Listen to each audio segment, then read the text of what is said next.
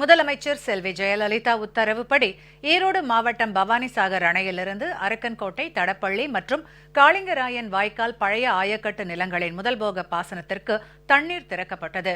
40,247 acre நிலங்கள் பாசன வசதி பெற நடவடிக்கை மேற்கொண்ட முதலமைச்சருக்கு விவசாயிகள் நன்றி தெரிவித்துள்ளனர்.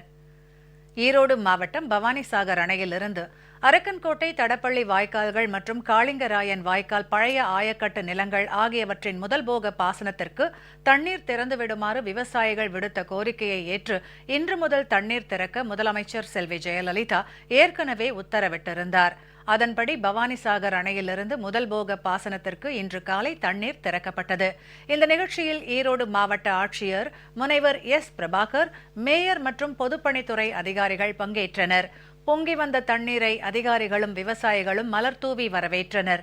பவானிசாகர் அணையிலிருந்து தண்ணீர் திறக்கப்பட்டதன் மூலம் ஈரோடு மாவட்டத்தில் உள்ள கோபிச்செட்டிப்பாளையம், அந்தியூர் மற்றும் பவானி வட்டங்களில் அரக்கன்கோட்டை மற்றும் தடப்பள்ளி வாய்க்கால்கள் மூலம் 24,504 ஏக்கர் நிலங்களும், ஈரோடு வட்டத்தில் காளிங்கராயன் வாய்க்கால் மூலம் 15,743 ஏக்கர் நிலங்களும் என மொத்தம் 40,247 ஏக்கர் நிலங்கள் பாசன வசதி பெறுகின்றன.